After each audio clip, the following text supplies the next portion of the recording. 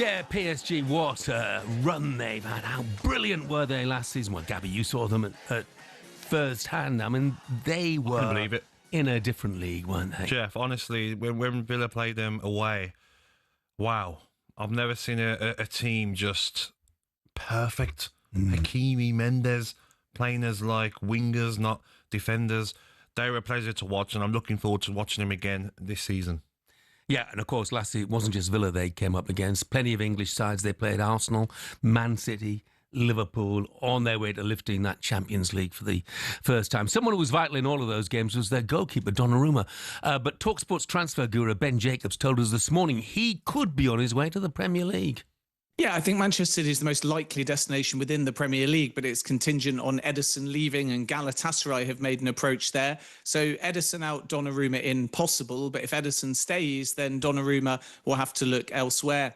As you rightly say, big wage for the player, PSG not intent on offering him a new contract. It's got a bit ugly. It's a surprise in some ways. Lucas Chevalier's come in, he's the new number one, but Donnarumma outstanding as PSG won the Champions League, particularly, for example, in the quarterfinals and the semi-final. But because of the fact he's not going to get a new deal and the fact he's got a year left on his contract, PSG want to sell now rather than lose him on a free transfer. And the bloke with his head in his hands at Manchester City's training ground this morning is James Trafford. Incredible. Who's just moved there, and he hears these rumours. And it must affect him. You know, he must think he's gone to City with a real chance of starting. Maybe not every game, but a real chance of starting until Ederson has moved on. And now he hears this. I think as well, he's not signed for small money. 27 million, 22 years of age, World Cup year. If he could get that position off Ederson and play regular football, he's got every chance breaking into the England squad. And you hear about Donnarumma, you're like, all right, then, I'm not going to play this season. Let's get more on tonight's game and the Donnarumma situation. We're joined by the French football expert, Julien Laurens. Morning to you, Julien. Good morning, Julien. Hello, guys. Julien, tell us about Donnarumma, first of all. Is he being forced out by PSG? I mean, not really, but like Ben said, once there was no agreement on an extension and a new deal, then there was no point for them to keeping him and losing him on a free in a year time. So already at the start of the season, they were thinking about a new goalkeeper in the summer, and somebody like Luis Enrique explained yesterday in the press conference with a different profile, and Chevalier is different to Donnarumma. Donnarumma, the best player on his line in the world, there's no doubt, but he's a goalkeeper that doesn't come out on crosses and that can't really play with the ball at his feet. Distribution is not his forte. So we'll keep that in mind for when we talk about the City links, because for me, it doesn't make any sense why would Pep Guardiola sign Gigi Donnarumma just for those reasons. But for PSG, Chevalier was there available. He's younger. Yes, he doesn't have the same experience or hasn't won nowhere near as much as Donnarumma, but he brings something slightly different that Luis Enrique wanted, really, and that Donnarumma could not offer. I think if they had found an agreement, he would have stayed.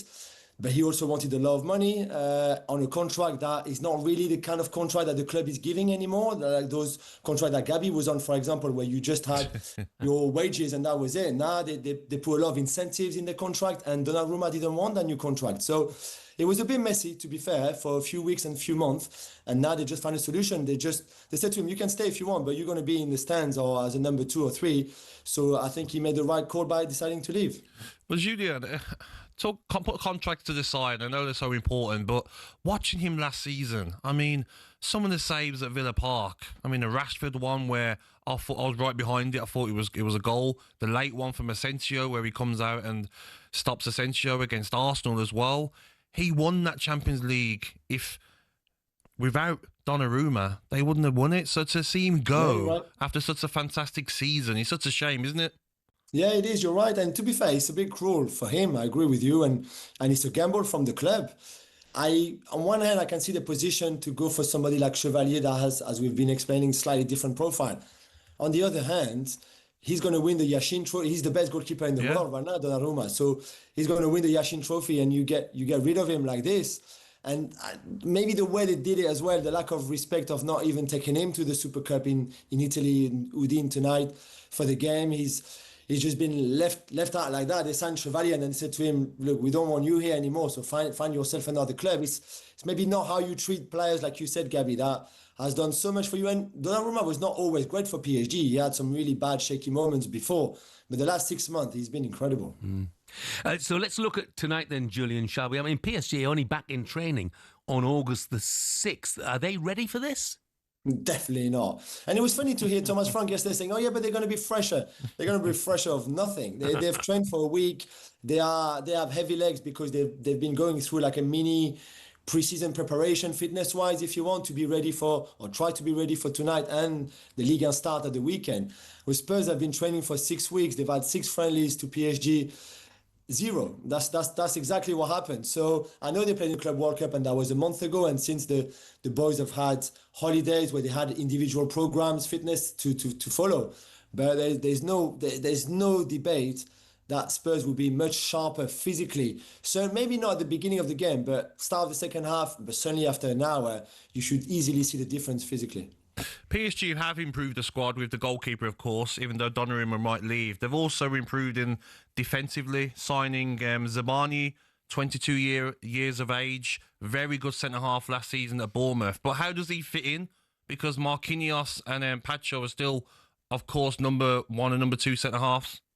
Yeah, you're right. It's just competition. They wanted. Marquinhos is 32 now and it's closer to the end. There was even a question mark whether he would stay or just go back to Brazil to finish his career. He decided to stay, but he also knew that a new right-sided centre-back would come. So there will be competition. There's still enough games, I think, for everybody to be happy. But you're right. The Marquinhos-Pacho partnership worked well. I think Zabani and Pacho could work really, really well. Maybe even better in the sense that Marquinhos is great, has that kind of experience, the aura, everything. He's the club captain, so he's a legend at the club.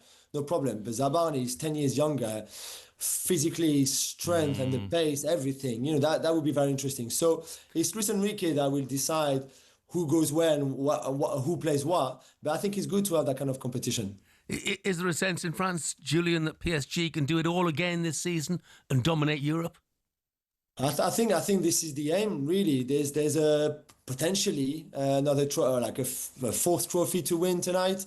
Then there will be the Intercontinental Cup, back in December, that they will play for, so potentially can win 6 trophies, so 5 and 6. And there was the Club World Cup that where Chelsea were very good in the final, beat them and find a recipe that I'm sure Thomas Frank would have a look at for tonight's game and how to be aggressive against this PSG team. But yeah, they will be the same. There's no doubt they will play exactly the same way.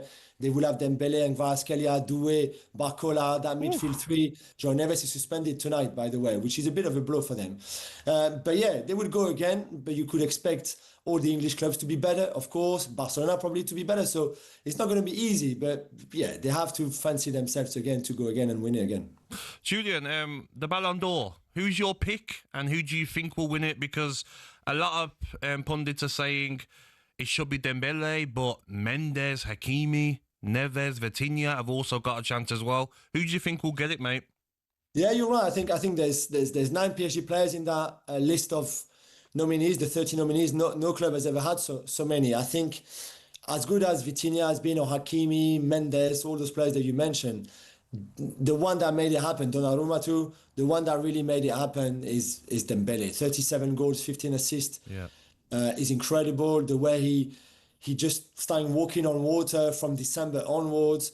And I just think that he's the best player in the best team in the world. So I think he deserves it. Lamine has been very good at times. Rafinha has had a wonderful season. But for me, Dembele is the best player, was the best player in that season. Agreed. Julian, thanks very much indeed. Get yourself outside, top up that tan. Thank you, guys. Cheers. Thank you, mate. The UEFA Super Cup between PSG and Spurs live on talkSPORT tonight at 8. Coverage comes direct from Udine in Italy with Adrian Durham, Jim Proudfoot and Andy Townsend. talkSPORT Breakfast, waking you up Monday to Friday morning from 6 a.m. on AM, on DAB, via the talkSPORT app and on your smart speaker. talkSPORT.